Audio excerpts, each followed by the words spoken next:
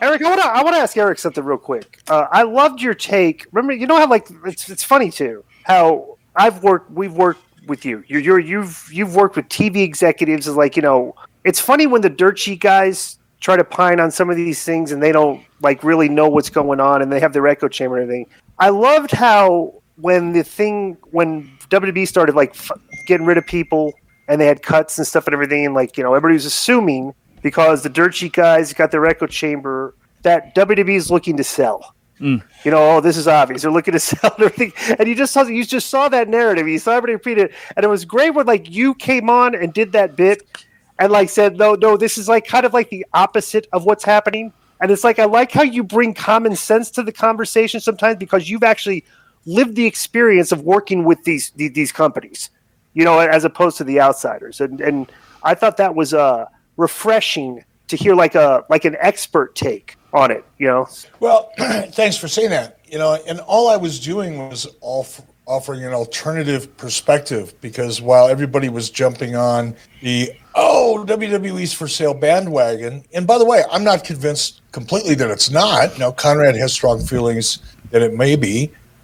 I think it may be as well. None of us know for sure, unless you are in the mind of Vince McMahon, which none of us are, or you're a close member of the family or perhaps his legal team. Nobody knows for sure. But I just think that jumping to that conclusion based on what in my take was just great business management was just a lot of hyperbole for the sake of hyperbole because people on the internet, they get off on that. They like to talk about and speculate. And I get that. I mean, there's nothing wrong with it. I'm not being critical of it. I just don't think people should jump to assumptions because a guy comes in by the name of Nick Khan.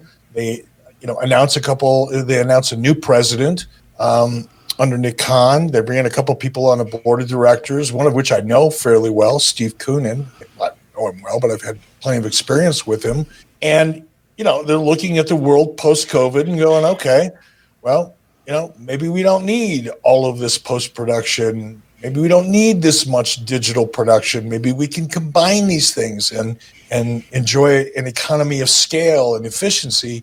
It doesn't necessarily mean it's for sale. It just means they're being really aggressive about managing their budget. That's just a different alternative or a different perspective, I should say. Now, then I would pose this question because I'm of the mindset that, Vince built this. This is his baby. He loves it. He still goes to most Raws and he's pretty hands-on from what I understand.